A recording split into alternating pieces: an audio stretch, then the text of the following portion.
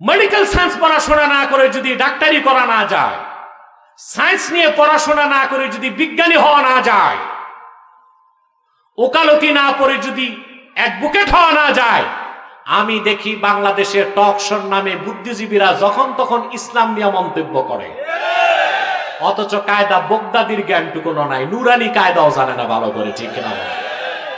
এটা কি অধিকার না অনধিকার? চিল্লায় বলেন অধিকার না অনধিকার? এক একজনের বুদ্ধির কি বাহার, বুদ্ধি দেখেন না, গজ গজ করে, মাথার চুল থাকে না। বুদ্ধিজীবীদের গেট আপ দেখেন না, মাথায় চুল আছে। সিটি স্ক্যান করলে দেখবেন মাথার বাইরেও কিছু নেই, ভিতরেও কিছু নেই। সরকারকে বহুবার বলছি এগুলোরে কাজে লাগান। কি করবেন? বুদ্ধিজীবীদের মাথা অন্তত ঘাস চাষ করুন, গবাদি পশুগুলো খেয়ে বাঁচবে। আমি জানি না গবাদি পশুগুলো এদের মাথায় উৎপন্ন ঘাস খাবে কিনা, কারণ এরা বুদ্ধিজীবীর নামে জাতিকে প্রতারণা করছে। বুদ্ধিজীবীর কাজ হচ্ছে জাতিকে বুদ্ধিভিত্তিক নেতৃত্ব দেওয়া। আমার দেশের অধিকাংশ বুদ্ধিজীবী কেউ দিল্লির পয়সায় চলে, কেউ তেল আবিবের পয়সায় চলে, কেউ ওয়াশিংটনের পয়সায় চলে। বুদ্ধিজীবীর নামে বুদ্ধি প্রতিবন্ধী হয়ে তারা জাতির সাথে ধোঁকা দিচ্ছে, জাতিকে প্রতারণা করছে বাংলাদেশে।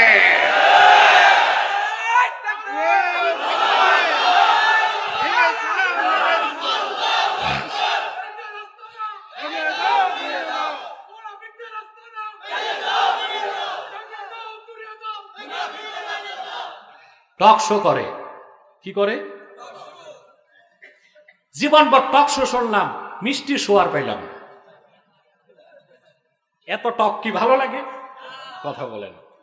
টক শো, ঝাল শো, মিষ্টি শো, ন্যানো শো, তেতো শো হওয়া উচিত না? টক শোতে যায় যারা, আহারে বিদ্যাসাগর সহ এমন মানুষ, এত জ্ঞান, অর্থনীতি, পররাষ্ট্রনীতি, বিজ্ঞান, প্রযুক্তি, জুলজি, বোটানি, কসমোলজি, থিওলজি, সবকিছুতে পাণ্ডিত্য ঝাড়তেছে। টোকা দিলে দেখবেন একটা সাবজেক্টে জ্ঞান নাই। এরা হচ্ছে বুদ্ধিজীবী না, টকারু। টকারু এরা কি? টকারু। এরা যেদিক থেকে মাল পানি আসে ওই দিকে ধাক্কা। মানবতা নিয়ে কথা বলো। বাংলাদেশে হিন্দুরা সবচেয়ে নিরাপদে আছে, মুসলমানরা তাদেরকে শান্তিতে বসবাস করতে দেয়।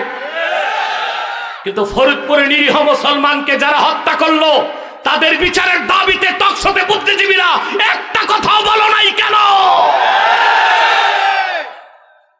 কিরকম মানবতা তোমাদের?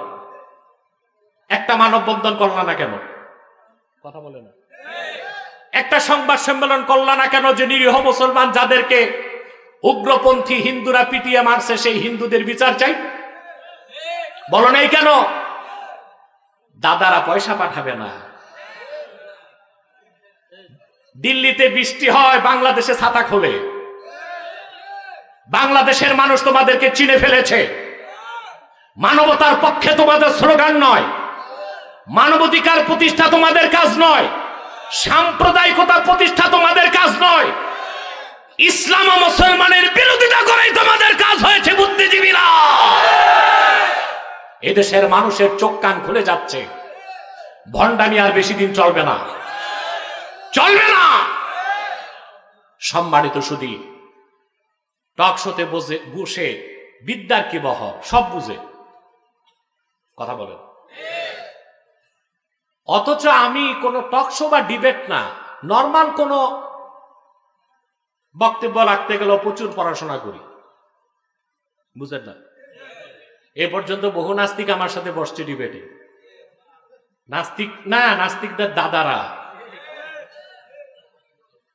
আল্লাহর কি মেহেরবানি মুহাম্মদ সাল্লাল্লাহু আলাইহি ওয়াসাল্লামের এই গোলামের উপর, যেটা একবার বসে ওটার ভাত গেছে, পয়সা আসা বন্ধ, আর টক শোতে নাই, আর টিভিতে দেখা যায় না, কারণ মালপানি বন্ধ হয়ে যায়।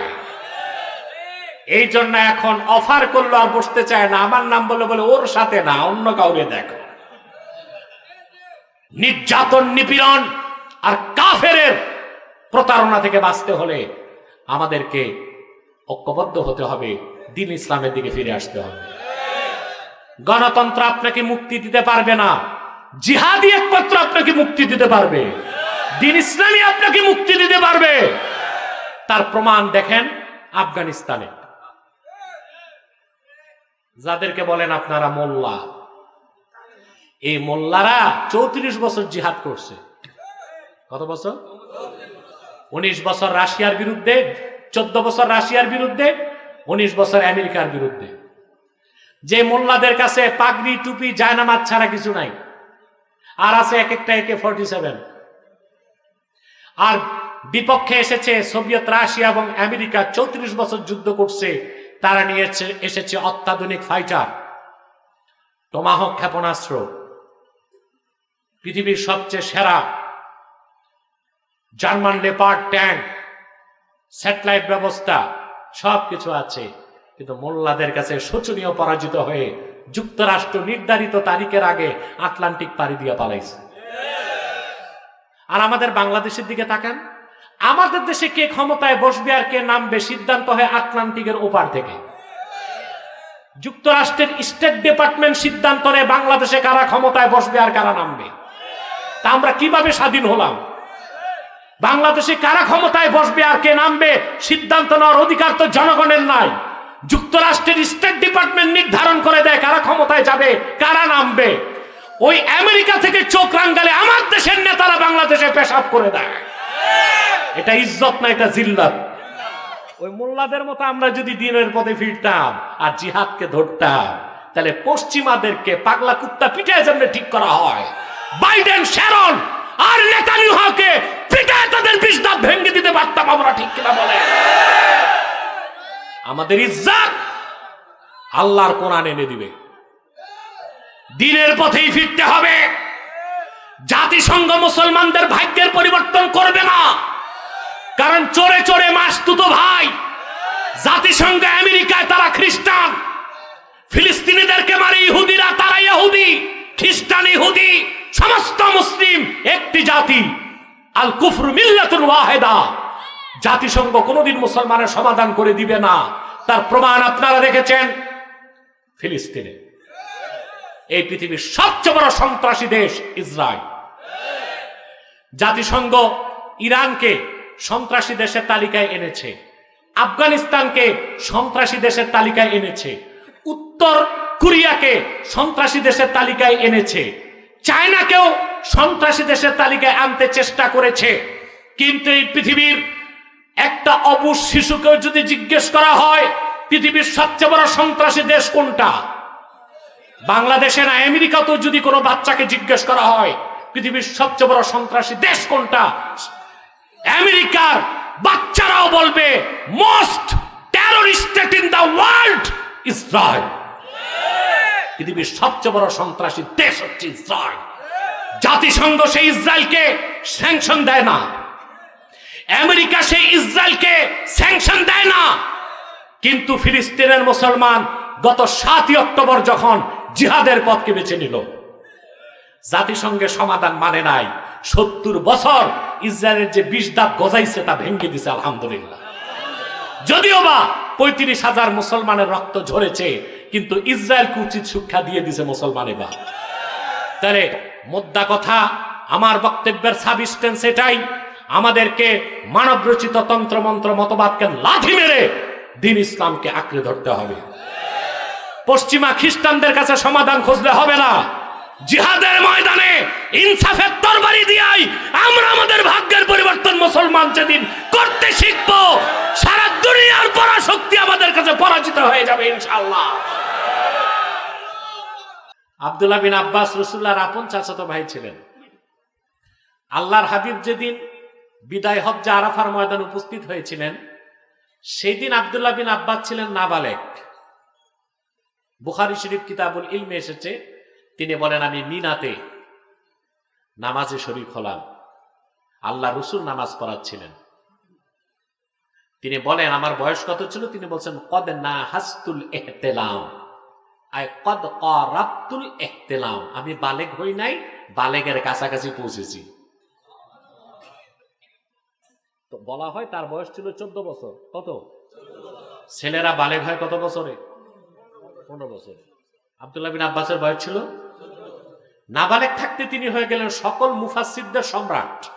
আল্লাহু আকবার। রাসূলুল্লাহর দোয়া।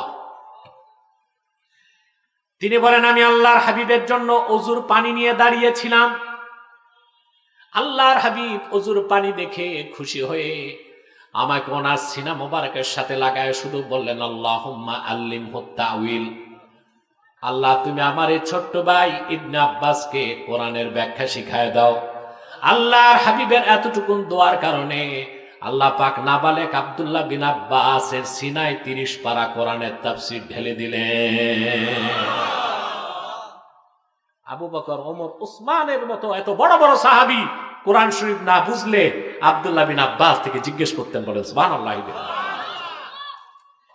এই আব্দুল্লাহ বিন আব্বাস রাদিয়াল্লাহু তাআলা আনহুমা তিনি একদিন সূরা মায়দা তেলাওয়াত করতেছেন।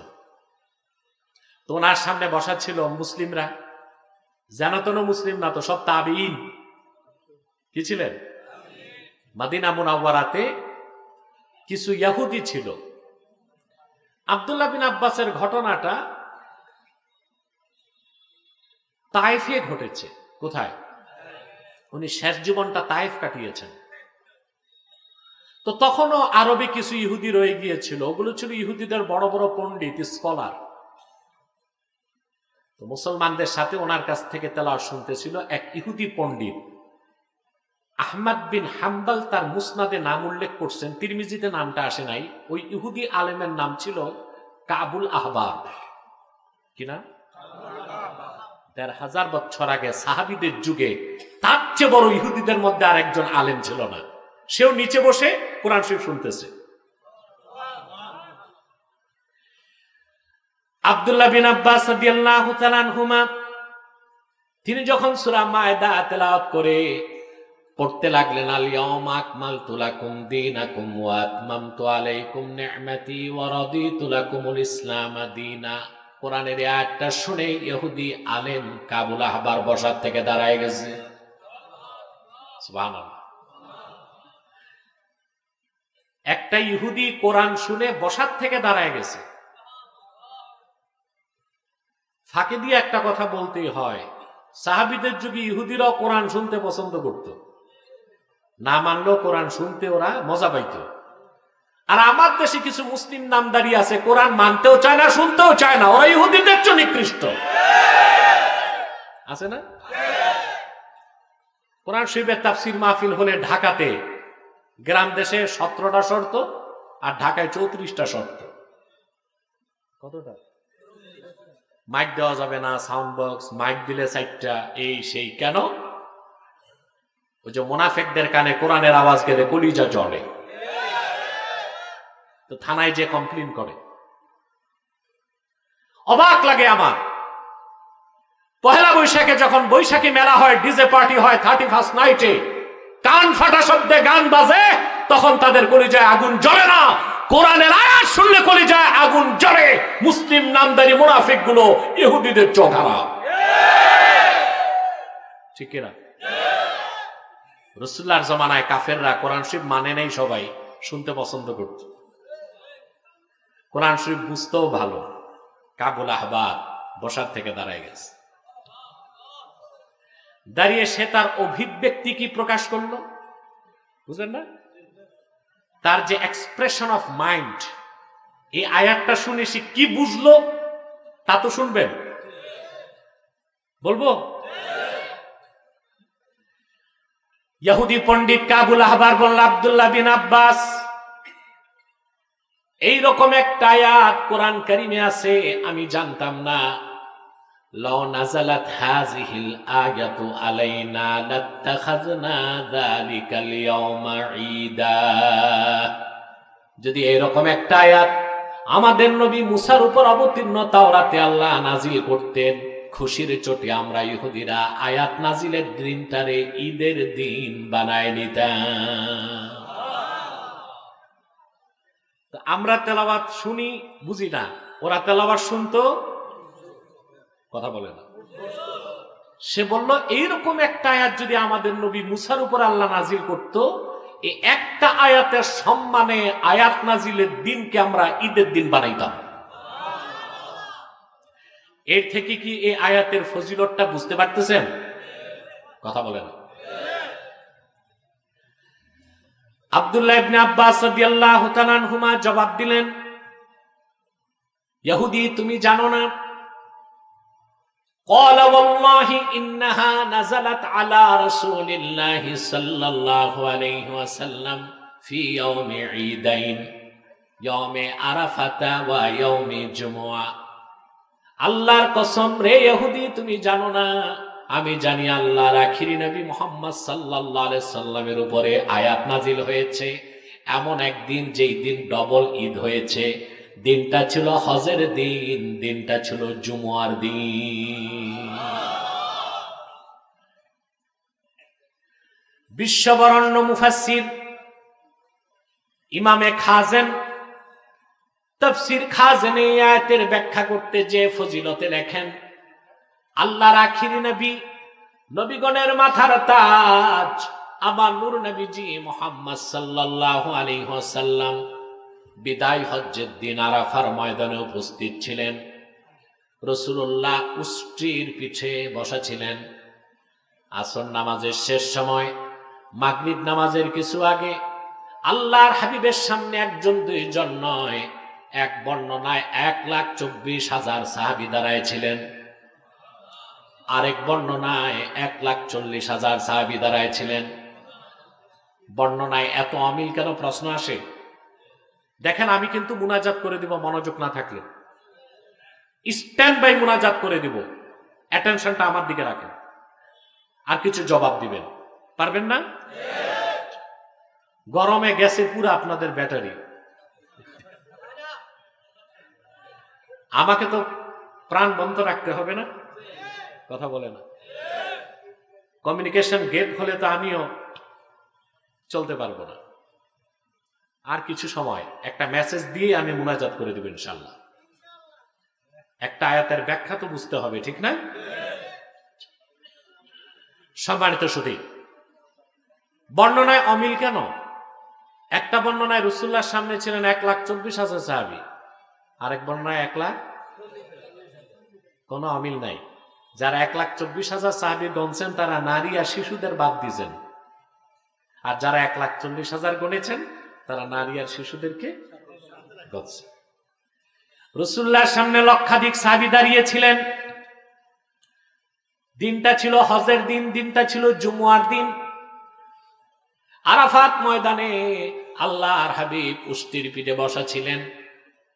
আসর নামাজের শেষ সময় মাগরিবের আগে জিবরিল চলে আসলেন, এসে ঘোষণা দিলেন, আল ইয়াউমা আকমালতু লাকুম দীনাকুম ওয়া আতমামতু আলাইকুম নি'মাতি ওয়া রাদিতু লাকুমুল ইসলাম দীনা।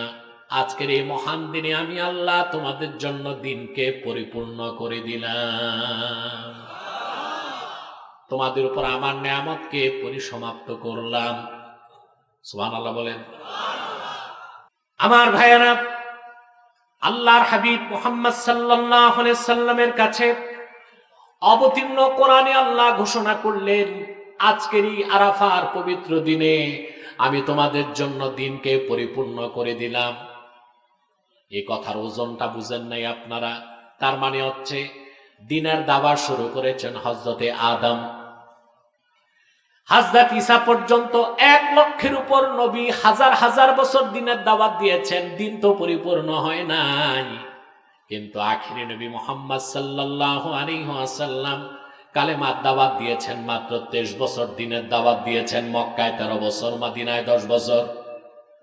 একটি নয়, দুইটি নয়, দিন কায়েমের জন্য আল্লাহর হাবিব 27টি যুদ্ধের নেতৃত্ব দিয়েছেন।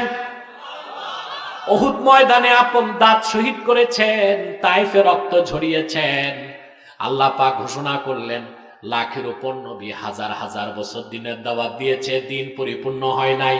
কিন্তু আমার নবী মুহাম্মদ সাল্লাল্লাহু আলাইহি সাল্লাম 23 বছর দিনের দাওয়াত দিয়েছেন, 27টির মতো যুদ্ধে নেতৃত্ব দিয়েছেন। মক্কায় 13 বছর, মদিনা মুনাওয়ারায় 10 বছর দিনের দাওয়াত দিয়েছেন। লাখের উপর নবীর হাজার হাজার বছরের মেহনতে দিন পরিপূর্ণ করি নাই, কিন্তু আমার হাবিবের 23 বছরের মেহনতের বিনিময়ে দিনকে আজ আমি পরিপূর্ণ করে দিলাম। এটা আমরা বুঝি নাই, ইহুদি আলেম বুঝতে পেরেছিল, এই জন্য সে বলেছে যদি এইরকম আয়াত মুসা নবীর উপর নাজিল হইতো, আমরা আয়াত নাজিলের দিনকে ঈদের দিন বানাই দিতাম। আল্লাহু আকবার।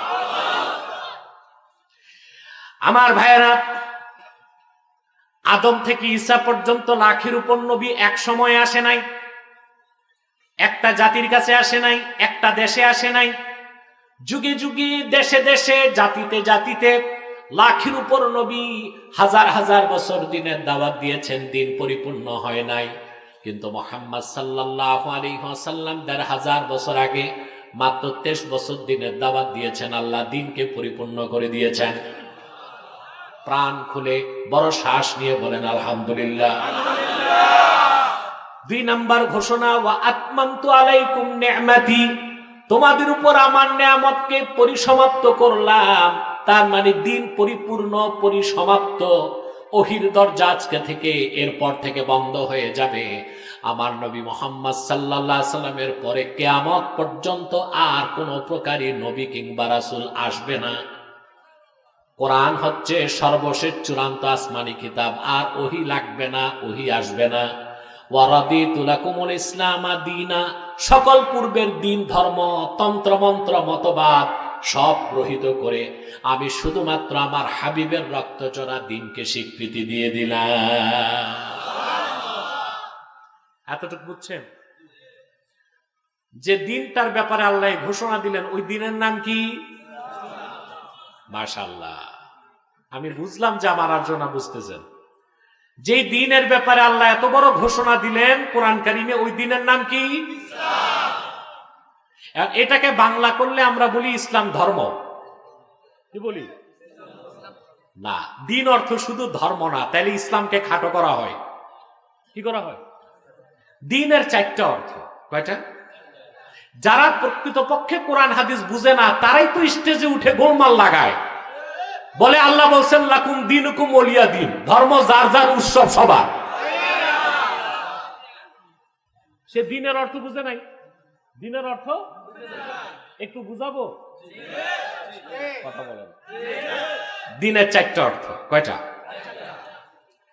আমরা শিখছি একটা অর্থ, দিন অর্থ ধর্ম। অথচ দিনের অর্থ নিছেন আল্লাহ কয়টা? দিনের একটা অর্থ হচ্ছে কর্মফল।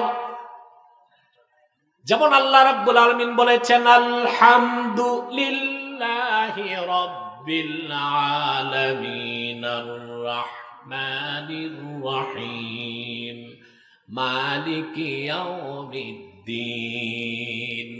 আয় মালিকি ইয়াউমিল জাযা, সেই বিচারের দিন, যে দিন তিনি সৎকর্মের প্রতিফলন দিবেন, ভালো কাজের পুরস্কার, খারাপ কাজের তিরস্কার দিবেন। ওই দিনটাকে বলা হয় কর্মফল দিবস। আল্লাহ সেই দিনের মালিক। দিনের একটা অর্থ কি? কর্মফল। As you sow so you reap, যেমন কর্ম তেমন ফল। তো কর্মফলকে দিনের একটা বাংলা কি? কর্মফল। লাকুম দীনুকুম ওয়ালিয়া দিন, ওখানেও দিন অর্থ ধর্ম না, অর্থ হচ্ছে কর্মফল। আল্লাহ ওই আয়াতে ধর্ম নিরপেক্ষতার বৈধতা দেন নাই। না বুঝেই অনেকে লাকুম দীনুকুম ওয়ালিয়া দিন কথা বলে ধর্ম নিরপেক্ষতার কুফরি মতবাদকে বৈধতা দিতে চায়। চলবে না বাংলাদেশে।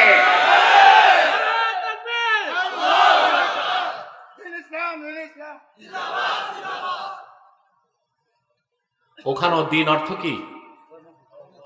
কর্মফল। লাকুম দীনুকুম ওয়ালিয়া দিন, আই লাকুম দীনুকুম লাকুম জাযাউকুম, ওয়ালিয়া দিন ওয়ালি জাযাই। মুহাম্মদ সাল্লাল্লাহু আলাইহি ওয়াসাল্লাম আপনি বলুন কাফেরদেরকে, তোমরা যেরকম কাজ করবে ওই রকম ফল তোমরা পাবা। আর আল্লাহর তাওহীদের পক্ষে আমি যে ঘোষণা দিচ্ছি, এটা যারা মেনে নিবে তারা জান্নাত পাবে। ওখানে দিন অর্থ ধর্ম না কর্মফল? অর্থ না বুঝার কারণে আমরা গোলমাল লাগাই। শুধু গোলমাল লাগাই না, বড় ধরনের সমস্যা করি। বলে লাকুম দীনুকুম ওয়ালিয়া দিন, সহিহ আল বুখারী। আবার ইন্নামাল আমালু বিন্নিয়াত, আল কোরআন। কোনটা বুখারীতে কোনটা কোরআন শরীফে তাই তো জানি না। এত বড় ফতোয়া দেওয়ার দরকারটা কি আছে? তা দ্বীনের একটা অর্থ হচ্ছে কর্মফল, দ্বীনের আর একটা অর্থ হচ্ছে ইতাআত, আনুগত্য। যেমন আল্লাহ রাব্বুল আলামিন বলেন, ওয়ামা উমিরু ইল্লা লিয়া'বুদুল্লাহা মুখলিসিনা লাহুদ্দীন। পূর্ববর্তীদেরকে এ কথারই আদেশ দেওয়া হয়েছিল, তারা একমাত্র আল্লাহর ইবাদত করবে আর দ্বীনকে খালেস করবে আল্লাহর জন্য, তার মানে ইতাআত, ইবাদত হবে আল্লাহর। দ্বীনের একটা অর্থ কর্মফল, দ্বীনের আরেকটা অর্থ হচ্ছে ইতাআত বা আনুগত্য। দ্বীনের আরেকটা অর্থ হচ্ছে ঈমান। আরেকটা অর্থ কি? ঈমান।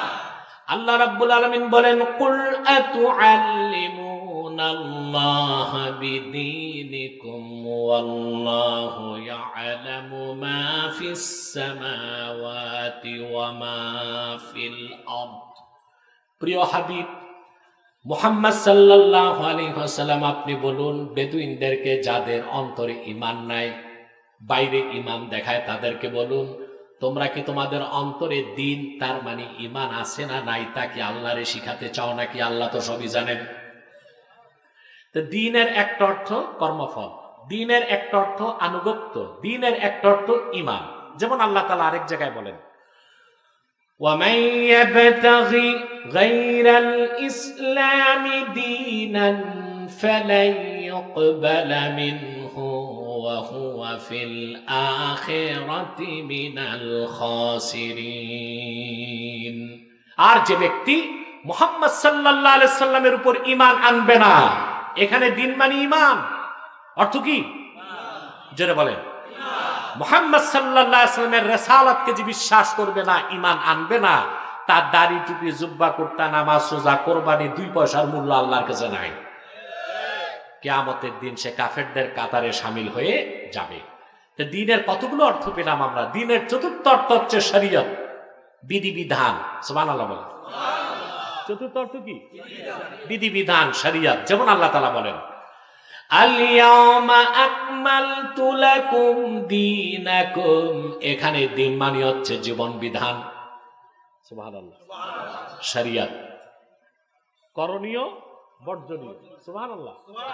আল্লাহ পাক এখানে দ্বীনের অর্থ নিয়েছেন শরীয়তে মুহাম্মাদি, অর্থাৎ আজকে আমি মুহাম্মদ সাল্লাল্লাহু আলাইহি ওয়াসাল্লামের দ্বীনকে পরিপূর্ণ করে দিলাম, শরীয়তকে পরিপূর্ণ করে দিলাম। সমস্ত বিধান চলে এসেছে ইসলামে, আর কোনো বিধান রহিত করা যাবে না, নতুন করে চালু করাও যাবে না। দ্বীনের কয়টা অর্থ শিখলেন? দ্বীনের একটা অর্থ কর্মফল, দ্বীনের একটা অর্থ আনুগত্য, দ্বীনের একটা অর্থ ঈমান, দ্বীনের একটা অর্থ শরীয়ত। বলেন সুবহানাল্লাহ। তো ইসলাম কি শুধু ধর্ম বলার সুযোগ আছে? কথা বলে না। ইসলাম নিছক ধর্ম নয়, এটা আল্লাহ কর্তৃক মনোনীত, প্রেরিত, স্বীকৃত জীবন বিধান। এর নাম দ্বীন ইসলাম। সুবহানাল্লাহ। মানব রচিত যত ধর্ম আছে, বিকৃত এবং মিথ্যাশ্রিত ধর্মের সাথে ইসলামের সবচেয়ে বড় পার্থক্যটা দেখেন। যতগুলো ধর্ম দুনিয়ায় আছে, জাতির নামে ধর্মের নাম ইহুদি ধর্ম। বোঝা যায় ধর্মটা ইহুদির জন্যে। কথা বলেন। খ্রিস্টান ধর্ম, খ্রিস্টান ধর্ম এ কথার সিগনিফিকেশন বহন করে, যেটা খ্রিস্টানদের ধর্ম, ঠিক না? ইহুদি ধর্ম জাতির নামে ধর্মের নাম, বৌদ্ধ ধর্ম জাতির নামে ধর্মের নাম, হিন্দু ধর্ম জাতির নামে ধর্মের নাম। আল্লাহর কোরআনের কোথাও দ্বীন ইসলামকে দ্বীনুল মুসলিমিন, মুসলমানদের ধর্ম বলা হয় নাই, বরং কোরআনে আল্লাহ ইসলামকে বলেছেন দ্বীনুল্লাহ, আল্লাহর ধর্ম। বলেন সুবহানাল্লাহ। মুসলমানের ধর্ম বলা হয়েছে? কথা বলে না। কোরআন শরীফের কোথাও ইসলামকে দ্বীনুল মুসলিমিন, মুসলমানদের ধর্ম বলা হয় না, বলা হয়েছে দ্বীনুল্লাহ। এটা কার দ্বীন?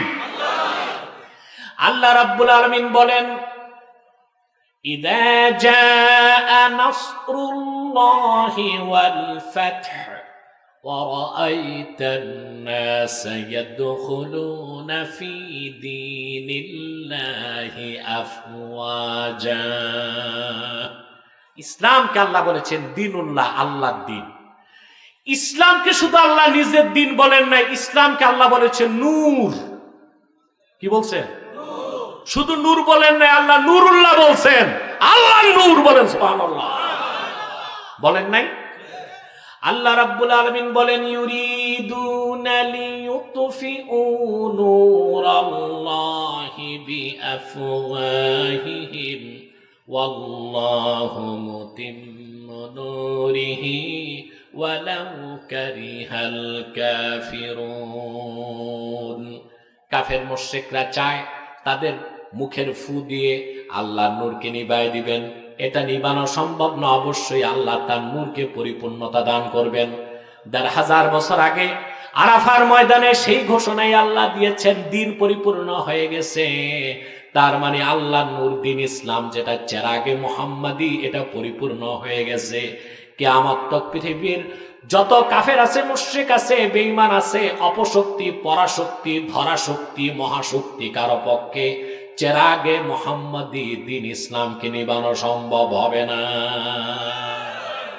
এটা কার দিন? কার দিন? অতএব যারা রাজনীতির নামে কিংবা ধর্মনিরপেক্ষতার নামে আরো 10টা ধর্মের সাথে ইসলামকে কম্পারিজন, তুলনা করতে চায়, তারা বোকার স্বর্গে বসবাস করছে। ইসলাম সম্পর্কে তাদের কোনো নলেজ নাই, তাদের কোনো জ্ঞান নাই। একজন মানুষকে ইসলাম নিয়ে কথা বলতে সবচেয়ে বেশি জ্ঞান থাকা দরকার। যার মেডিকেল সায়েন্সে জ্ঞান নাই, সে যদি ডাক্তারি করে, রোগী বাঁচবে না মরবে? কথা বলেন। মনে করেন একজন লোক 10টা পিএইচডি ডিগ্রি আছে, ডক্টর না, ফাদার অফ ডক্টরস, ডক্টরদের বাপ, কিন্তু মেডিকেল সায়েন্স পড়ে নাই। সে যদি ট্রিটমেন্ট শুরু করে, তো কয়টা রোগী বাঁচবে, কয়টা মরবে? সবই তো মরবে, ঠিক কিনা? মেডিকেল সায়েন্স পড়াশোনা না করে যদি ডাক্তারি করা না যায়, সায়েন্স নিয়ে পড়াশোনা না করে যদি বিজ্ঞানী হওয়া না যায়, ওকালতি না পড়ে যদি অ্যাডভোকেট হওয়া না যায়, আমি দেখি বাংলাদেশের টক শোর নামে বুদ্ধিজীবীরা যখন তখন ইসলাম নিয়ে মন্তব্য করে, অথচ কায়দা বগদাদির জ্ঞানটুকুনো নাই, নুরানি কায়দাও জানে না ভালো করে, ঠিক কিনা? এটা কি অধিকার না অনধিকার? চিল্লায় বলেন, অধিকার না অনধিকার?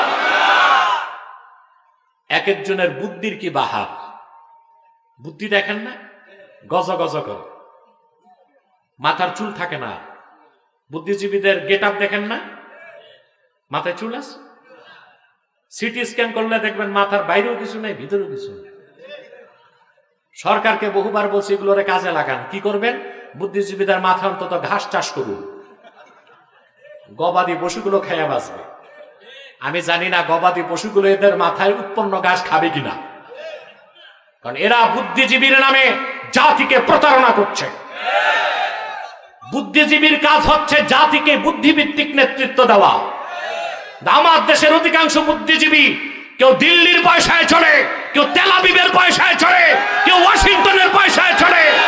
বুদ্ধিজীবীর নামে বুদ্ধি প্রতিবন্ধী হয়ে তারা জাতির সাথে ধোঁকা দিচ্ছে, জাতিকে প্রতারণা করছে বাংলাদেশে।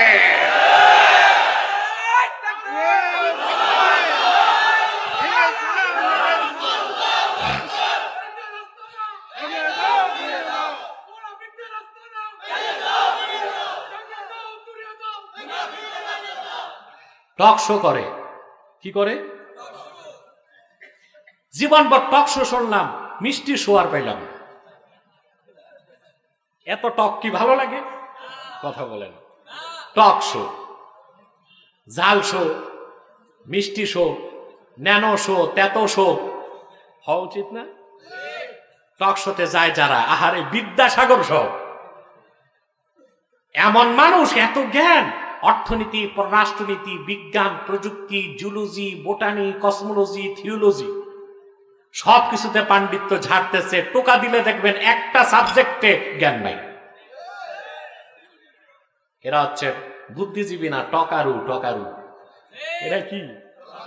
টকারু। এরা যেদিক থেকে মাল পানি আসে ওই দিকে ধাক্কা। মানবতা নিয়ে কথা বলো। বাংলাদেশে হিন্দুরা সবচেয়ে নিরাপদে আছে, মুসলমানরা তাদেরকে শান্তিতে বসবাস করতে দেয়।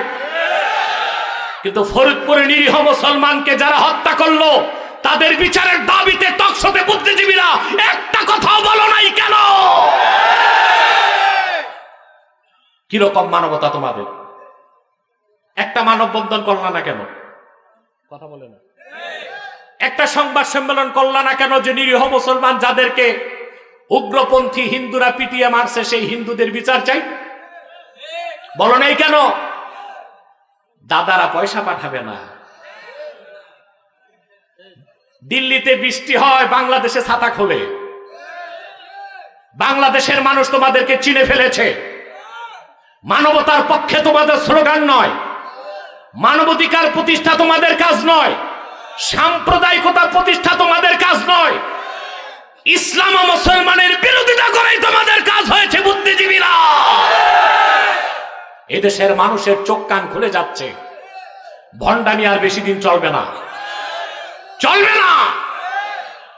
সম্মানিত শুধু টকশোতে বসে বিদ্যার কি বহ সব বুঝে কথা বলেন, অথচ আমি কোন টকশো বা ডিবেট না, নর্মাল কোন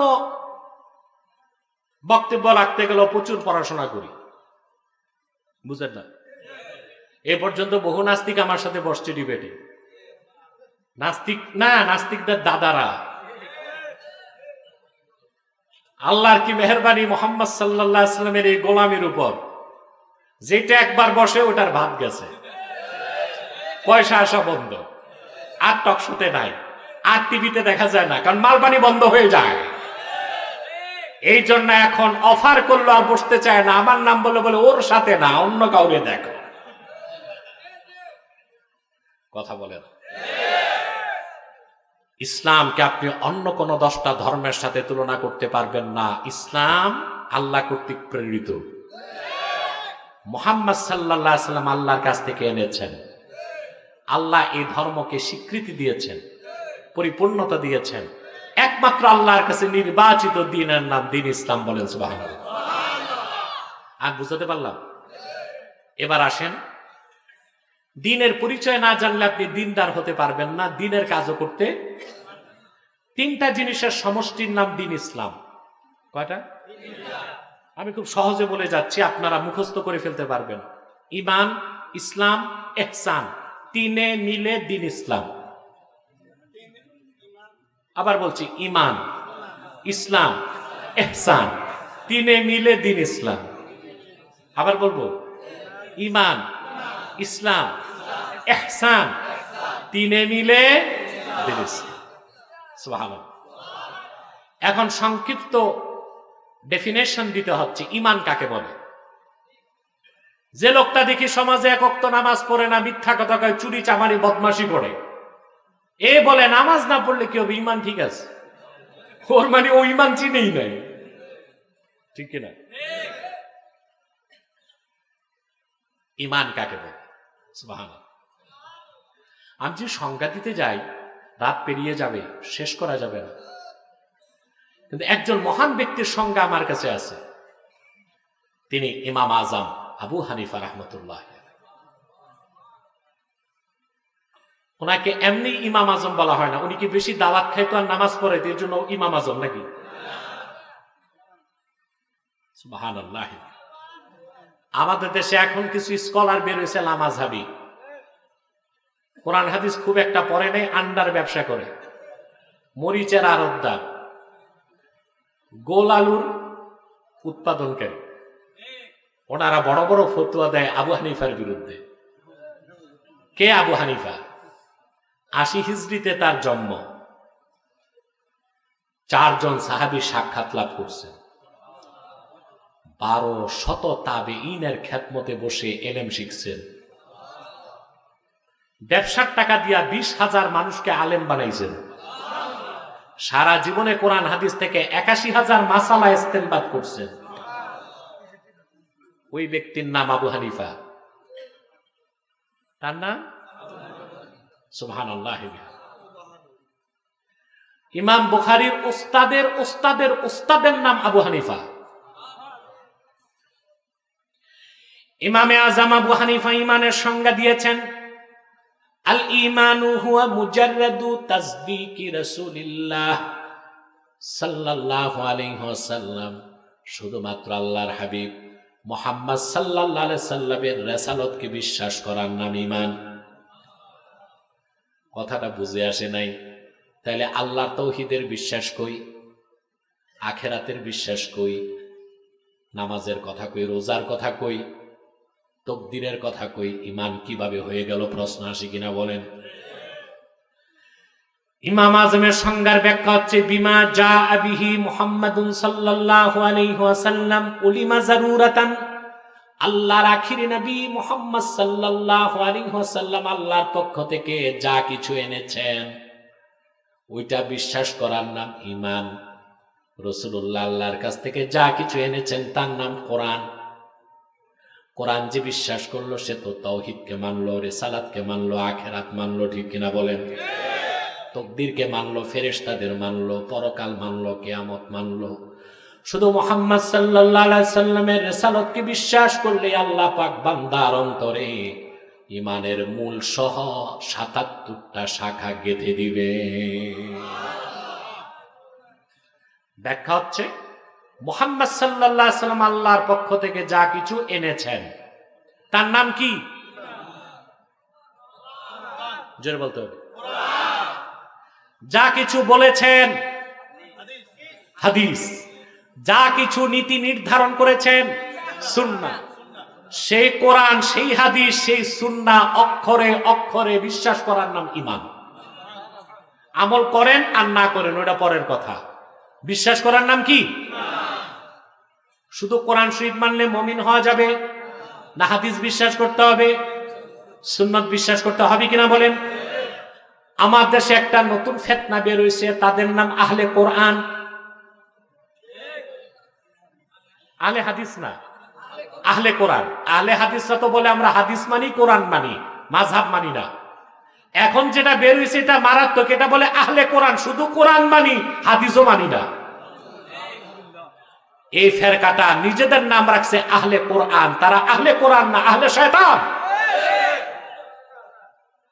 বাংলাদেশে তাদের একটা ঠাকুর আছে, এটারে ধরছিলাম আমি, দেখছেন আপনারা? গত ৭-৮ মাস আগে সে করতো কি, বাংলাদেশের বড় বড় আলেমকে যে অপমান করত। সে এশিয়ান বিশ্ববিদ্যালয়ের প্রফেসর, ওর চাপা আছে, চাপা, আর কিছু নাই। তো যে বড় বড় আলেমকে প্রশ্ন করতো আর ভিডিও করে ছেড়ে দিত যে অমুক শাইখুল হাদিস আমার জবাব দিতে পারে না। সারা পৃথিবীতে আহলে কোরআন দাবিদার যারা হাদিস অস্বীকারী, তাদের নেতা হচ্ছে ডক্টর তাজ হাশমি। কানাডা এক বিশ্ববিদ্যালয়ে সে হিস্ট্রি ডিপার্টমেন্টের চেয়ারম্যান।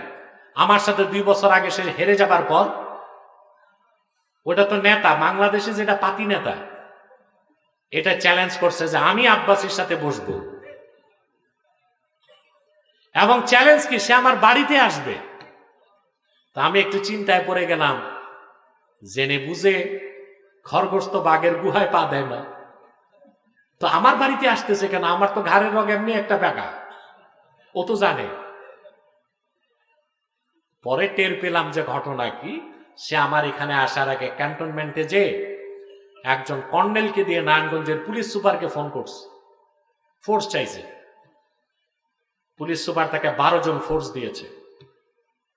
10টায় আমার মঞ্জিলে আসবে, 9টায় গেছে ডিসি সাহেবের বাংলায়, ডিসি সাহেবকে ম্যানেজ করে ক্যান্টনমেন্ট, এসপি অফিস, ডিসির বাংলা সব রেডি করে সে আমার কাছে আসছে।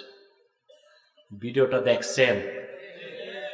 মাত্র 22 মিনিটের মাথায় নাকে খত দিয়া তওবা করে বের হয়ে গেছে। যারা বলে হাদিস মানি না, শুধু কোরআন মানি, আল্লাহর কসম তারা কাফের, মুসলমান হইতে পারে না। হাদিস অস্বীকার করলে তো ইসলাম থাকে না, থাকে? আমি একটা উদাহরণ দিচ্ছি, 10 সেকেন্ড করে। কয় সেকেন্ড?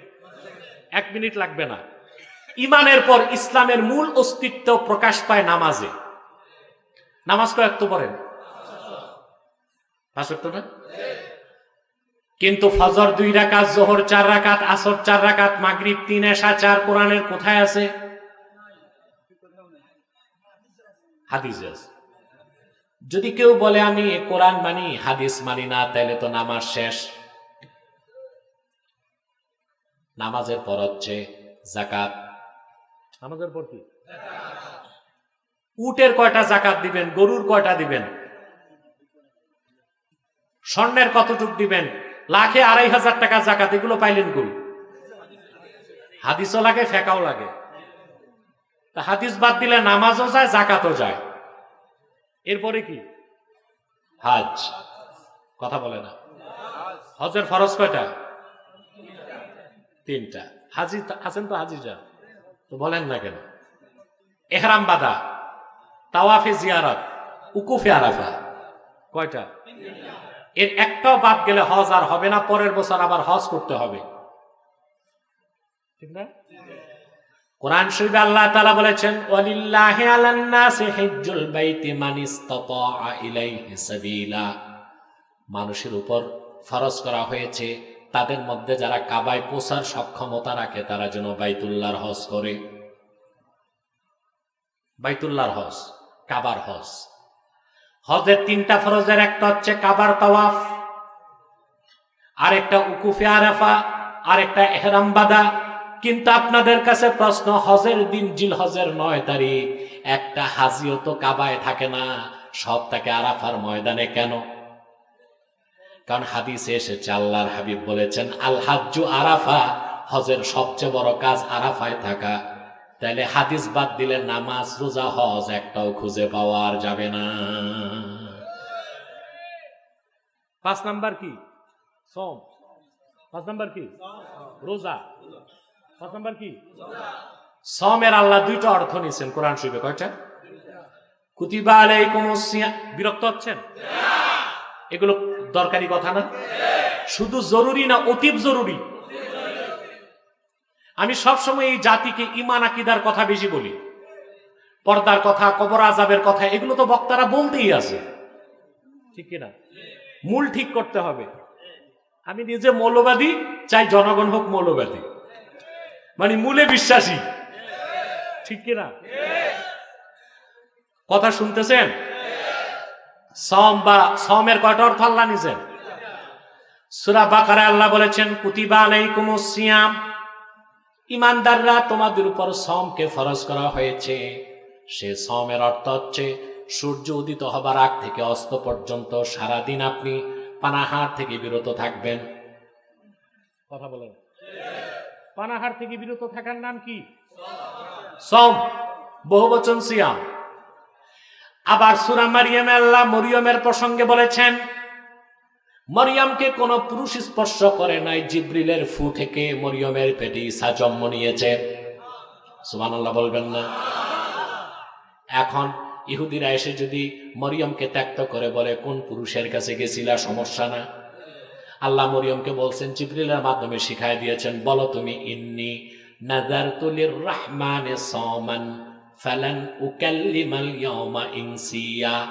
আমি রহমানের নামে মান্যত করলাম, আমি কোনো মানুষের সঙ্গে কথা বলবো না।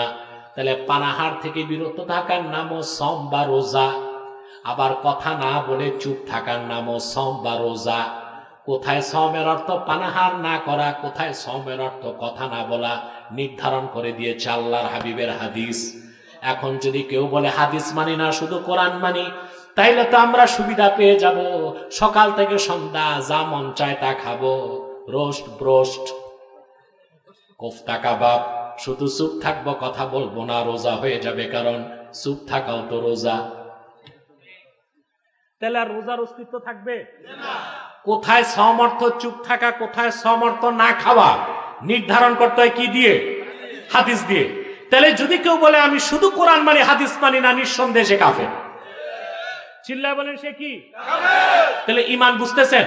শুধু কোরআন বিশ্বাস না, এক কথায় আল্লাহর আখিরি নবী, নবীগণের মাথার তাজ, আমার নূর নবীজি মুহাম্মদ সাল্লাল্লাহু আলাইহি ওয়াসাল্লাম ১৫০০ বছর আগে আল্লাহর পক্ষ থেকে যা কিছু এনেছেন, যা কিছু বলেছেন, যা কিছু নীতি নির্ধারণ করেছেন, তার সবটুকু মানতে পারুন আর না পারুন, বিনা প্রশ্নে বিশ্বাস করার নাম হলো ঈমান।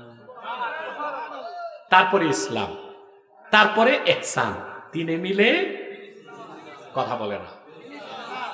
এখন ইসলামের সংজ্ঞা কি ঈমানের সংজ্ঞা পাইছেন? সময় কত দেখেন তো? ইয়া আল্লাহ, প্রায় তো 1 ঘন্টা হয়ে গেছে। আর 20টা মিনিট আমারে টাইম দিবেন। কে কে হাত তুলে দেখান। হাত লম্বা করেন, লম্বা করেন, লম্বা করেন হাত নামা। আল্লাহ কবুল করুক, আল্লাহ মঞ্জুর করুক। বলুন আল্লাহুম্মা আমিন। আরে ভাই, রাখো রাখো। আরে বাবা, আমি যদি আনলিমিট কথা বলি তখন আর ওয়াজ থাকবে না, আওয়াজ হবে। আমাদের দরকার কি ওয়াজ না আওয়াজ? ওয়াজ। এখন ওয়াজ চলতেছে, এটার একটা লিমিট থাকবে, এটা আনলিমিট হবে না। আনলিমিট হইলে আর ওয়াজ থাকে না, ওটা কি হয়? আওয়াজ। আওয়াজ দিয়ে তো লাভ নাই। সম্মানিত শুধু মনোযোগ দেন। তাহলে দিন, যে দিনকে আল্লাহ পরিপূর্ণ করে দিয়েছেন তার নাম কি? ইসলাম। সে দিনের পরিচয় পাচ্ছি। দিনের কয়টা বিষয়? ঈমান, ইসলাম, ইহসান, তিনে মিলে দিন ইসলাম। ঈমান বুঝছি, এবার ইসলাম। আল্লামা ফখরুদ্দিন রাজি ইসলাম শব্দের ব্যাখ্যায় লিখেন, ওয়া আসলুহু মিনাস সিলমে হুয়াল ইনকিয়াদুজ যাহির মা শারতি ইনকিয়াদিল বাতিন। ঈমান আনার পরে আল্লাহর নবী মুহাম্মদ সাল্লাল্লাহু আলাইহি ওয়াসাল্লামের শরীয়তকে, তার মানে আল্লাহর বিধানকে মাথা পেতে মেনে নেবার নাম হচ্ছে ইসলাম। নেতারা যখন, রাজনৈতিক নেতারা মাইক পায়, ওনারা তখন ওয়াজ করে, ঠিক না? এই বহুত বাংলাদেশে যে বিরক্ত হইতে হয়, হাজার হাজার লোক বসে আলেমদের কথা শুনতে, নেতা এসা বাজিমাত মাইক একখান নিয়া ওয়াজ শুরু করে দেয়। এগুলো আমাদের নারায়ণগঞ্জও আছে, বিভিন্ন জায়গায় আছে। আমি সুযোগ টুযোগ দেই না, সর্বোচ্চ 10 মিনিট টাইম দেখি, বুঝেন না? নেতারা মাইক নিলে বলে ইসলাম অর্থ শান্তি। খুঁজলে দেখবেন সমাজে যত চুরি চামারি বদমাশি দুর্নীতি লুটপাট করতেছে, সেই নেতা নামের অসভ্য অশান্তির সৃষ্টি করতেছে। আর বলে ইসলাম অর্থ, তার মানে তার মুখে এক, অন্তরে আরেক। সে ইসলাম বুঝে নাই। আবার আমি ইসলামের সংজ্ঞা দিচ্ছি। ঈমান আনার পরে আল্লাহর আখিরি নবী মুহাম্মদ সাল্লাল্লাহু আলাইহি সাল্লাম আল্লাহর কাছ থেকে যে শরীয়ত এনেছেন, দিন ইসলাম, জীবন বিধান, সেটাকে মস্তক পেতে মেনে নিতে হবে, আল্লাহর হুকুম মনে করে, তার নাম ইসলাম। আগে ঈমান, তারপরে ইসলাম। ঈমান না এনে আপনি নামাজ, রোজা, হজ, যাকাত সব করলেন, আপনি মুসলমান হতে পারবেন না। শর্তই হচ্ছে আল্লাহর আনুগত্য মানতে হবে কালেমা বিশ্বাস করে। তাহলে বুঝা যায়, কালেমা বিশ্বাস না করে যতই আপনি নামাজ, রোজা, হজ, যাকাত, জিকির ফিকির, হাল ফাল, বড় কুরবানি, ওটা মুসলমান হতে। দেখবেন আমাদেরকে মাঝে মধ্যে আলেমদেরকে নসিহত খয়রাত করে নেতা এবং নেত্রীরা, বলে কারা মুসলিম কারা অমুসলিম ওইটা বলার আপনারা কে? বিচার তো হাসরেই হবে। তো থানাগুলো বন্ধ করে দেন, চোরের বিচার তো হাসরেই হবে, চোর ধরার দরকার। আদালত বন্ধ করে দেন, সব বিচার তো হাসরেই হবে। ট্রাইব্যুনাল বন্ধ করে দেন, কে রাষ্ট্রদ্রোহী আর কে দেশপ্রেমিক, বিচার তো হাসরেই হবে। সব বিচার করবেন, শুধু কারা কাফের কারা অমুসলিম তা আমাদের বলতে দিবেন না। এটা তো জিএমটিটি, জাতে মাতাল তালে ঠিক, এইটা মানা যাবে না। কেউ চুরি করলে যদি তাকে চোর বলা যায়, কেউ ডাকাতি করলে তাকে যদি ডাকাত বলা যায়, কেউ যদি দেশদ্রোহিতা করে রাষ্ট্রদ্রোহী হতে পারে, কেউ যদি কুফর করে অবশ্যই মুসলমান তাকে কাফের মনে করে, ঠিক কিনা? এই ক্ষেত্রে কে নসিহত করলো তা দেখার দরকার আমাদের। ইসলাম বুঝতেছেন? কালেমা বিশ্বাস করে আল্লাহর আনুগত্য মানার নাম, জোরে বলতে হবে, আগে কালেমা বিশ্বাস, ওইটা ঈমান, তারপরে আনুগত্যকে মানার নাম সিলমুন থেকে ইসলাম। সুবহানাল্লাহ বলে। আমি একটা সূক্ষ্ম বার্তা দিচ্ছি কোরআন শরীফ থেকে, মনোযোগ দিলে বুঝবেন। আল্লাহর কোরআনের কোথাও আল্লাহ কাফের মুশরিকদেরকে মুসলিম হতে বলেন নাই। কাফের মুশরিকদেরকে আল্লাহ বলেছেন মুমিন হও। মুমিনদেরকে বলেছেন মুসলিম হও। তাহলে বোঝা যাচ্ছে ঈমান না এনে ইসলাম মানার সুযোগ, আর মুমিন না হয়ে মুসলমান হওয়া যাবে যাবে। দেখেন আল্লাহ তাআলা বলেছেন, ইয়া আইয়ুহাল্লাযীনা আমানু দুখুলু ফিস সিলমি কাফা ওয়া লা তাত্তাবিউ খুতুওয়াতিশ শাইতান।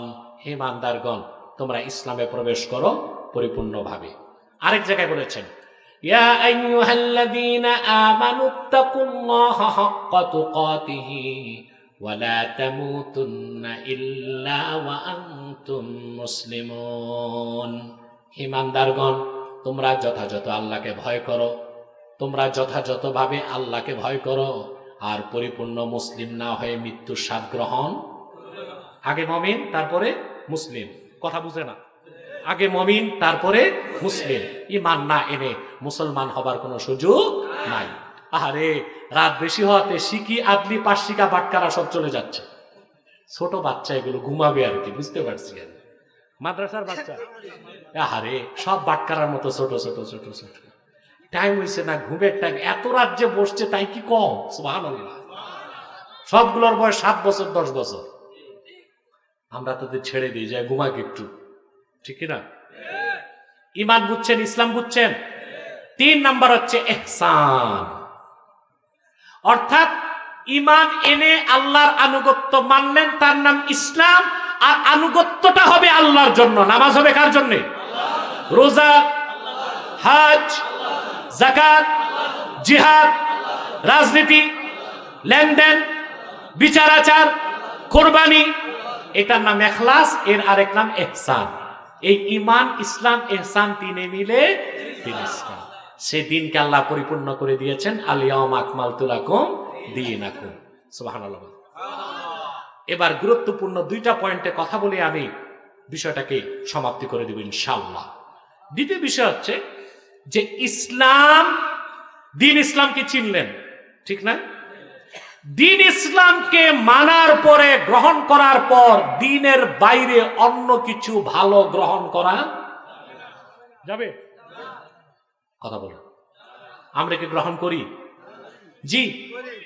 এই যে আপনারা পহেলা বৈশাখে মঙ্গল শোভাযাত্রা বের করছেন, সংস্কৃতির নামে হিন্দুয়ানি তরিকা গ্রহণ করছেন। বিভিন্ন দিবসে আপনারা প্রতীকে মালা চড়ান, সৌদের সামনে যে মস্তক নত করে নীরবতা পালন করেন, ভাষা দিবসে নগ্ন পায়ে ফুল নিয়া প্রস্তর মূর্তির সামনে চুপচাপ থাকেন। রাজনীতির নামে সেরেক করতেছেন, সংস্কৃতির নামে সেরেক করতেছেন। রাজনীতি গ্রহণ করেছেন আপনারা ডেমোক্রেসি বা গণতন্ত্র, কেউ জাতীয়তাবাদ। অর্থনীতি হচ্ছে মেলথাসের অর্থনীতি, সংস্কৃতি হিন্দুদের সংস্কৃতি, শিক্ষানীতি নিছেন পশ্চিমাদের। সবটাই তো শরীয়ত বিরোধী। আপনি কিভাবে মুসলমান হয়ে আল্লাহ সাহায্য চাইতে পারেন? পারেন? ইসলামের বাইরে ভালো কিছু নেওয়া, ইসলামের বাইরে ভালো কিছু নাই। থাকলেও খোঁজা, খুঁজলেও নেওয়া। আপনি বলতে পারেন হুজুর এটা গায়ের জোরের কথা। ইসলাম পুরা মানলাম, অন্য ধর্মে ভালো কিছু থাকলে নিতে সমস্যা কি? কথা বলে। পশ্চিমাদের দৃষ্টিতে 3টা ধর্ম সেমেটিক রিলিজিয়ান। কয়টা? 3টা। সেমেটিক হচ্ছে সামা থেকে, আসমানকে আরবিতে বলে সামা। এ সামা থেকে সেমেটিক, অর্থাৎ যেই ধর্মগুলো এসেছে আকাশ থেকে, আল্লাহর কাছ থেকে, ওগুলোকে পশ্চিমারা কি বলে? সেমেটিক। বাকি হিন্দু ও বৌদ্ধ ধর্মকে তারা সেমেটিক বলে না, বলে এগুলো হচ্ছে সংস্কৃতি। এগুলো কি? আর বলে যে 3টা ধর্ম হচ্ছে সেমেটিক, আসমান থেকে আসছে। ইসলাম, এর আগে খ্রিস্টান, এর আগে ইহুদি। এখন কেউ বলতে পারে ইসলাম পরিপূর্ণ, ইসলাম ইজ দ্য বেস্ট, ইসলাম সর্বশ্রেষ্ঠ, ইসলাম সর্বশেষ, ইসলাম চূড়ান্ত। কিন্তু তারপরে যদি মুসানবীর ধর্মের, ঈসানবীর ধর্মের ভালো কিছু মানি তো সমস্যা কি? প্রশ্ন আসে না? আসে। এক কথা আমি জবাব দিচ্ছি, ওষুধ যত দামি হোক, মেয়াদ উত্তীর্ণ ওষুধ খেলে রোগী বাঁচে না, মরে। মুসানবীর শরীয়ত মেয়াদ উত্তীর্ণ হয়ে গেছে, ঈসানবীর শরীয়তের মেয়াদ উত্তীর্ণ হয়ে গেছে।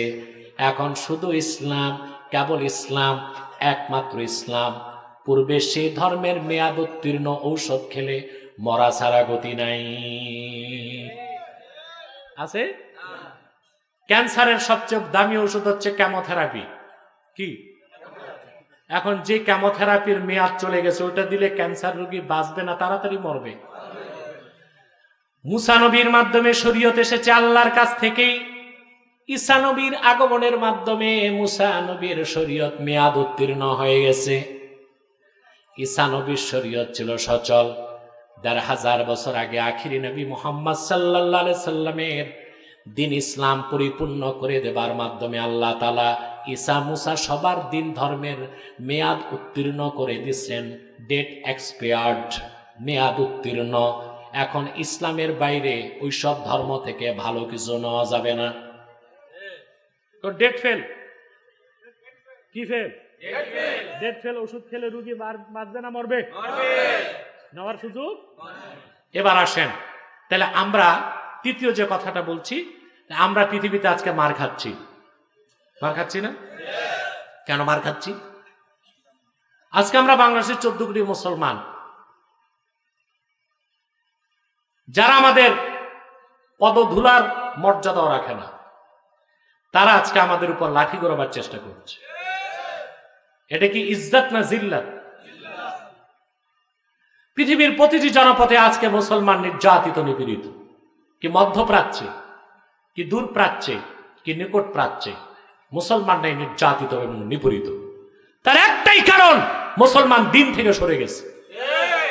আমরা যে পরিপূর্ণ দিন ইসলাম পেয়েছি আল্লাহর কাছ থেকে, আমাদের এই দিনে ফিরে আসতে হবে। আবু দাউদ শরীফের হাদিস, হাদিস নাম্বার 3262।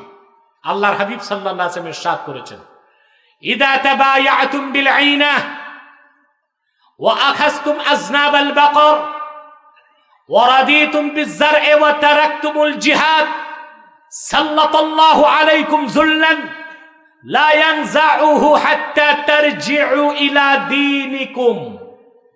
আল্লাহর হাবিব বলেছেন, আমার উম্মত, যখন তোমরা হারাম লেনদেন ব্যবসা বাণিজ্য করবা, গরুর লেজকে আঁকড়ায় ধরবা, কৃষিকাজ অর্থনীতিতে বেশি মনোনিবেশ করবা, ওয়া তারাকতুমুল জিহাদ, জিহাদ ছেড়ে দিবা, আল্লাহর পক্ষ থেকে তোমাদের উপর জিল্লত চলে আসবে।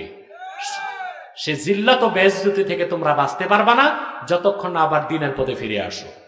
তাহলে আজ কি ফিলিস্তিনে, কি চেচনিয়ায়, কি কাশ্মীরে, কি আসামে, কি বাংলাদেশে নির্যাতন, নিপীড়ন আর কাফেরের প্রতারণা থেকে বাঁচতে হলে আমাদেরকে ঐক্যবদ্ধ হতে হবে, দিন ইসলামের দিকে ফিরে আসতে হবে। গণতন্ত্র আপনাকে মুক্তি দিতে পারবে না, জিহাদি একমাত্র আপনাকে মুক্তি দিতে পারবে, দিন ইসলামী আপনাকে মুক্তি দিতে পারবে। তার প্রমাণ দেখেন আফগানিস্তানে। যাদেরকে বলেন আপনারা মোল্লা, এই মোল্লারা 34 বছর জিহাদ করছে। কত বছর? 19 বছর রাশিয়ার বিরুদ্ধে, 14 বছর রাশিয়ার বিরুদ্ধে, 19 বছর আমেরিকার বিরুদ্ধে। যে মোল্লাদের কাছে পাগড়ি, টুপি, জায়নামাজ ছাড়া কিছু নাই, আর আছে এক একটা AK-47। আর বিপক্ষে এসেছে সোভিয়েত রাশিয়া এবং আমেরিকা, 34 বছর যুদ্ধ করছে। তারা নিয়ে এসেছে অত্যাধুনিক ফাইটার, টমাহক ক্ষেপণাস্ত্র, পৃথিবীর সবচেয়ে সেরা জার্মান লেপার্ড ট্যাঙ্ক, স্যাটেলাইট ব্যবস্থা, সবকিছু আছে। কিন্তু মোল্লাদের কাছে শোচনীয় পরাজিত হয়ে যুক্তরাষ্ট্র নির্ধারিত তারিখের আগে আটলান্টিক পাড়ি দিয়ে পালাইছে। আর আমাদের বাংলাদেশের দিকে তাকান, আমাদের দেশে কে ক্ষমতায় বসবে আর কে নামবে সিদ্ধান্ত হয় আটলান্টিকের ওপার থেকে। যুক্তরাষ্ট্রের স্টেট ডিপার্টমেন্ট সিদ্ধান্ত নেয় বাংলাদেশে কারা ক্ষমতায় বসবে আর কারা নামবে। তা আমরা কিভাবে স্বাধীন হলাম? বাংলাদেশে কারা ক্ষমতায় বসবে আর কে নামবে সিদ্ধান্ত নেওয়ার অধিকার তো জনগণের নাই। যুক্তরাষ্ট্রের স্টেট ডিপার্টমেন্ট নির্ধারণ করে দেয় কারা ক্ষমতায় যাবে, কারা নামবে। ওই আমেরিকা থেকে চোখ রাঙ্গালে আমার দেশের নেতারা বাংলাদেশে পেশাব করে দেয়। এটা ইজ্জত না, এটা জিল্লাত। ওই মোল্লাদের মতো আমরা যদি দিনের পথে ফিরতাম আর জিহাদকে ধরতাম, তাহলে পশ্চিমাদেরকে পাগলা কুত্তা পিটায় যেমন ঠিক করা হয়, বাইডেন, শ্যারন আর নেতানিয়াহুকে পিটায় তাদের 20 দাঁত ভেঙে দিতে পারতাম আমরা, ঠিক কিনা বলে? আমাদের ইজ্জত আল্লাহর কোরআন এনে দিবে। দিনের পথেই ফিরতে হবে। জাতিসংঘ মুসলমানদের ভাগ্যের পরিবর্তন করবে না, কারণ চোরে চোরে মাসতুতো ভাই। জাতিসংঘ আমেরিকায় তারা খ্রিস্টান, ফিলিস্তিনিদেরকে মারে ইহুদিরা, তারা ইহুদি, খ্রিস্টান ইহুদি, সমস্ত মুসলিম একটি জাতি। আল কুফরু মিল্লাতুন ওয়াহিদা। জাতিসংঘ কোনোদিন মুসলমানের সমাধান করে দিবে না। তার প্রমাণ আপনারা দেখেছেন ফিলিস্তিনে। এই পৃথিবীর সবচেয়ে বড় সন্ত্রাসী দেশ ইসরায়েল। জাতিসংঘ ইরানকে সন্ত্রাসী দেশের তালিকায় এনেছে, আফগানিস্তানকে সন্ত্রাসী দেশের তালিকায় এনেছে, উত্তর কোরিয়াকে সন্ত্রাসী দেশের তালিকায় এনেছে, চায়নাকেও সন্ত্রাসী দেশের তালিকায় আনতে চেষ্টা করেছে। কিন্তু এই পৃথিবীর একটা অবুঝ শিশুকেও যদি জিজ্ঞেস করা হয় পৃথিবীর সবচেয়ে বড় সন্ত্রাসী দেশ কোনটা, বাংলাদেশে না আমেরিকাতেও যদি কোনো বাচ্চাকে জিজ্ঞেস করা হয় পৃথিবীর সবচেয়ে বড় সন্ত্রাসী দেশ কোনটা, আমেরিকার বাচ্চারাও বলবে most terrorist state in the world Israel. পৃথিবীর সবচেয়ে বড় সন্ত্রাসী দেশ হচ্ছে ইসরায়েল। জাতিসংঘ সেই ইসরায়েলকে স্যাংশন দেয় না, আমেরিকা সেই ইসরায়েলকে স্যাংশন দেয় না। কিন্তু ফিলিস্তিনের মুসলমান গত 7ই অক্টোবর যখন জিহাদের পথকে বেছে নিল, জাতিসংঘের সমাধান মানে নাই। 70 বছর ইসরায়েলের যে 20 দাঁত গজাইছে তা ভেঙে দিছে আলহামদুলিল্লাহ। যদিও বা 35,000 মুসলমানের রক্ত ঝরেছে, কিন্তু ইসরায়েলকে উচিত শিক্ষা দিয়ে দিছে মুসলমানে বা। তাহলে মোদ্দা কথা, আমার বক্তব্যের সাবস্টেন্স এটাই, আমাদেরকে মানব রচিত তন্ত্রমন্ত্র মতবাদকে লাথি মেরে দ্বীন ইসলামকে আঁকড়ে ধরতে হবে। পশ্চিমা খ্রিস্টানদের কাছে সমাধান খুঁজলে হবে না। জিহাদের ময়দানে ইনসাফের তরবারি দিয়াই আমরা আমাদের ভাগ্যের পরিবর্তন মুসলমান যেদিন করতে শিখবো, সারা দুনিয়ার পরাশক্তি আমাদের কাছে পরাজিত হয়ে যাবে ইনশাআল্লাহ।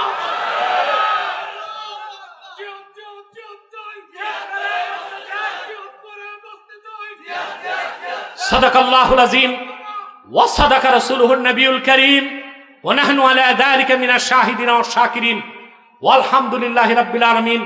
আমি আর আপনাদের কষ্ট দিব না। যে মেসেজ, যে বার্তা আমি কোরআন কারীম থেকে দিলাম তার হৃদয়ে লালন করে বাড়ি যাবেন, পারবেন ইনশাআল্লাহ। বিদায় লগ্নে একটি কথা বলছি, এখানে আপনারা বিভিন্ন দল মতের লোক আছেন না? কেউ আওয়ামী লীগ, কেউ বিএনপি, কেউ জাতীয় পার্টি, কেউ জামাত, কেউ আলিয়া, কেউ কওমি, কেউ সাদা টুপি, কেউ কালো টুপি, আছেন না? আমি আপনাদেরকে করজোর অনুরোধ করব, থাকুক দলীয় মতভেদ, কে আওয়ামী লীগ, কে বিএনপি, কে জাতীয় পার্টি, কেউ জামাত, কে কওমি, কে আলিয়া, এটা তাদের নিজ নিজ অঙ্গনে থাক, কিন্তু ইসলামের সমহান স্বার্থ রক্ষায় সকল দল ও মতের মুসলমান আমরা ঐক্যবদ্ধ হয়ে যাব। রাজি আছেন? 3টি স্বার্থে আমরা এক হব। কয়টি? ইসলামের সুমহান স্বার্থ রক্ষায় আমরা ঐক্যবদ্ধ হয়ে যাব। মুসলমানদের মৌলিক যত দাবি আছে বাংলাদেশে আদায় করতে আমরা এক হয়ে যাব। 3, দেশের স্বাধীনতা অক্ষুণ্ণ রাখতে আমরা এক হয়ে যাব। আমাদের এই 3টি স্বার্থের বিরুদ্ধে কাজ করতেছে বাংলাদেশে 3টি অমুসলিম সম্প্রদায়। তার মধ্যে সবচেয়ে জঘন্য হচ্ছে কুখ্যাত কাদিয়ানি সম্প্রদায়। নিঃসন্দেহে তারা কাফের এবং অমুসলিম। তাদেরকে যারা কাফের বলবে না তারাও কাফের। বাংলাদেশ দেশ স্বাধীনের আগ থেকে দেশের আলেমরা, মুসলমানরা দাবি করে আসতেছে কাদিয়ানীদেরকে অমুসলিম ঘোষণা করো, কিন্তু কোন সরকার আলেমদের, মুসলমানদের এই দাবি মানে না। তার কারণ একটাই, আমরা এক হইতে পারি না। ঠিক কিনা বলেন না?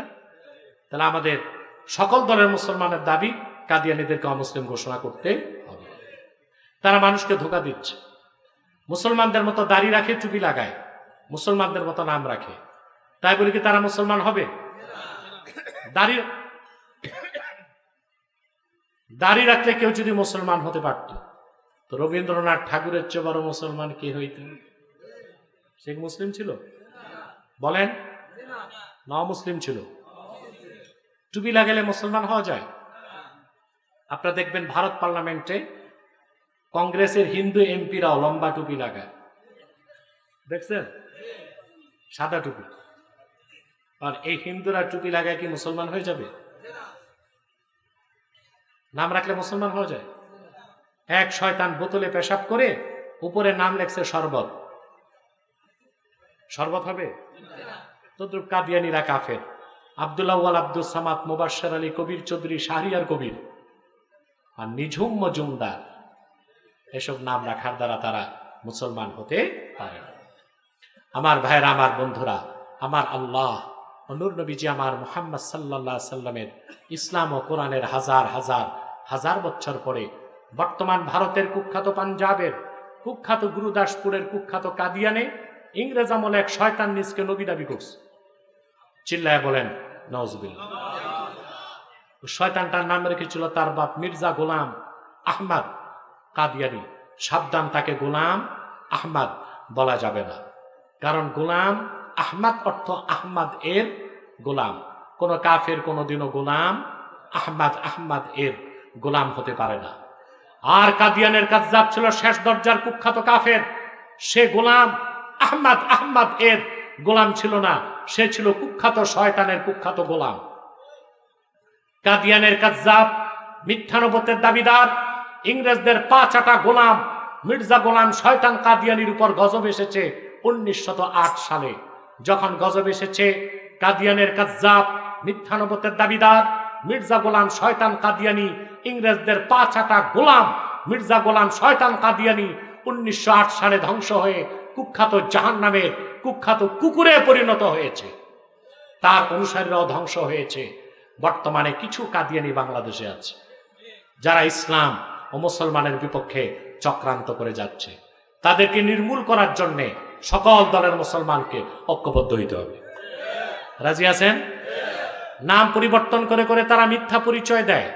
কখনো নিজেদের পরিচয় দেয় আহমদী জামাত, কখনো বলে আহমদিয়া জামাত, কখনো বলে আহমদী সম্প্রদায়, কখনো বলে আহমদিয়া সম্প্রদায়, কখনো বলে আহমদী মুসলিম জামাত, কখনো বলে আহমদিয়া মুসলিম জামাত।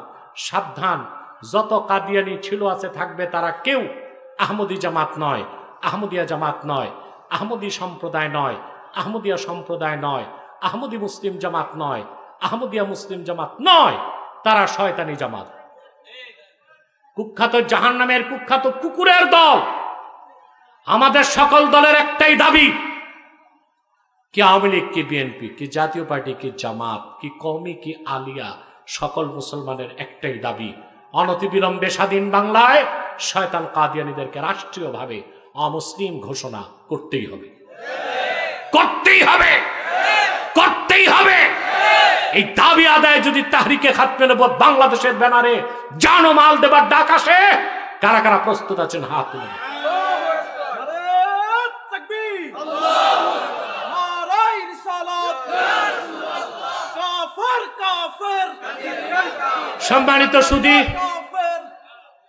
সম্মানিত সুধী, তাদেরকে আপনাদের কাদিয়ানীরা আপনাদের শাহরাস্তিতে আস্তানা করে ফেলছে, আপনাদের চাঁদপুরে আস্তানা করে ফেলছে, 100 আস্তানা করছে বাংলাদেশ। অথচ আপনারা চাঁদপুরের মানুষ ঘুমে আছেন, জানেনই না। জানবেন কেমনে? আলেমরা, মৌলবীরা, পীরেরা বলে না তো, সতর্ক করে না তো। ওনারা আসে, কিছু নসিহত করে, পকেট গরম করে চলে যায়, ঠিক কিনা? কিন্তু যে দায়িত্ব তাদের উপর, তা পুরোপুরি আদায় করছে না। অতএব আপনাদেরকে ঐক্যবদ্ধ হতে হবে।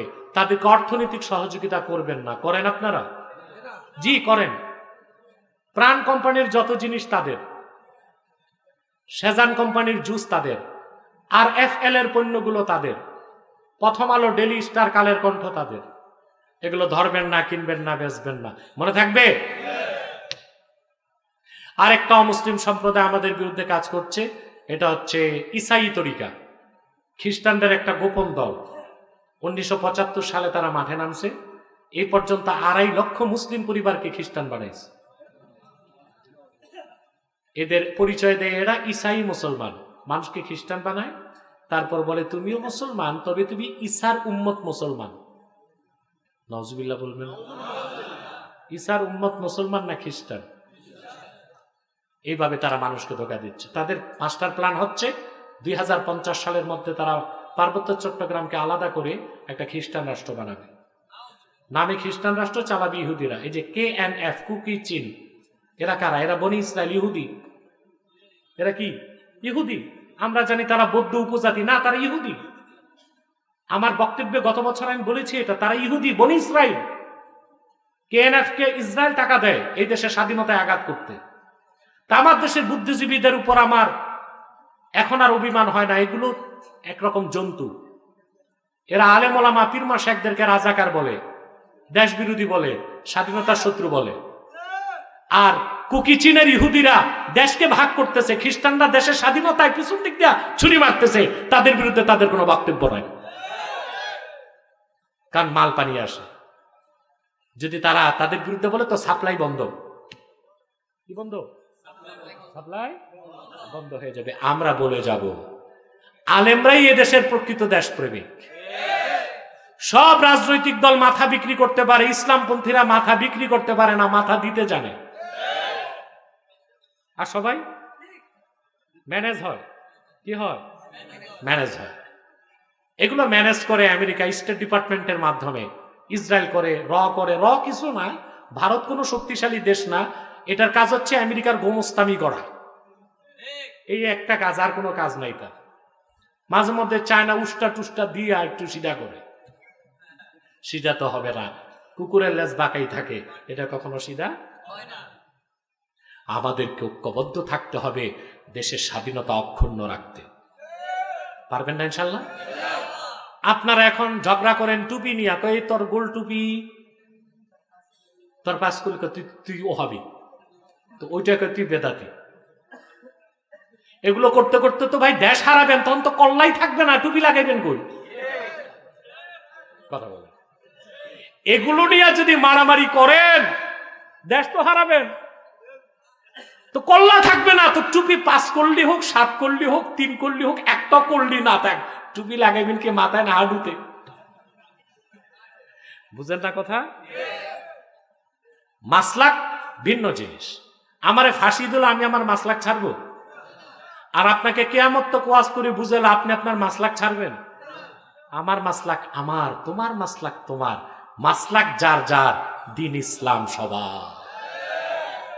এটাই আমার মিশন, এটাই আমার ভিশন। তাহরিক এই কাজটি করার চেষ্টা করছে, কিন্তু মাঝে মধ্যে কিছু পার্সেজ হওয়া বক্তা ফাটল সৃষ্টি করে দেয়। বুঝলেন? সোশ্যাল মিডিয়াতে বিভিন্ন বিষয় নিয়ে ফতুয়াবাজি করে বিতর্ক সৃষ্টি করে। তার কারণ হচ্ছে ইংরেজদের একটা পুরানো নীতি হচ্ছে ডিভাইড এন্ড রুল, ভাগ করো, শাসন করো। আলেমরা যত নিজেরা মারামারিতে লিপ্ত থাকবে, কাফের মুশরিক বাংলাদেশে তাদের এজেন্ডা বাস্তবায়ন করবে। আর সমস্ত মাসলাকের আলেমরা যদি এক হয়ে দ্বীনের স্বার্থে কাজ করে, তখন সবার নজর থাকবে কাফের মুশরিক বেঈমানের বিরুদ্ধে। তখন বিজাতির পক্ষে বাংলাদেশে একটি এজেন্ডা বাস্তবায়ন করা সম্ভব। আল্লাহর পবিত্র সত্তার কসম করে বলছে, মুসলমান সব মাসলাকের আলেম যদি এক হয়, 24 ঘন্টায় বাংলাদেশে কোরআনের হুকুমত কায়েম করা সম্ভব। এই জন্য আলেমরা যেন এক হইতে না পারে, এই জন্য বিলিয়ন বিলিয়ন ডলার খরচ হচ্ছে। বুঝেন না? আমার দেশের কিছু কম বয়স্ক আলেম আছে, বুঝে না, সোশ্যাল মিডিয়ায় ভাইরাল হইতে ফতুয়া একটা দিয়ে বসে থাকে। বুঝেন না? ফতুয়া একটা দিয়ে বসে থাকে, তার ধান্দা ভাইরাল হবে। বুঝেন না? কিন্তু সে যে উম্মাহের কত বড় ক্ষতি করে দিল, এটা সে চিন্তাও। আল্লাহ আমাদেরকে রক্ষা করুন। আর একটা ফেরকা আছে, নামছে, এটার নাম হিজবুত তাওহীদ। এটা হিজবুত তাওহীদ না, হিজবুত শয়তান। এদের কাজ একটাই, জনগণ থেকে, আলেমদের থেকে জনগণকে সরানো। কারণ আপনারা জানেন যে বকরির পালের রাখাল নাই, ও বকরি যায় বাঘের বেটে। আর যে কওমের নেতৃত্বে আলেমরা থাকবে না, ওই আলেম যাবে বিজাতির খপ্পরে। স্পেন একটা মুসলিম রাষ্ট্র ছিল না? স্পেন এখন কাদের হাতে? কথা বলে না, অমুসলিমদের হাতে। ফিলিপাইন একটা মুসলিম অধ্যুষিত রাষ্ট্র ছিল না? ফিলিপাইন এখন কাদের হাতে?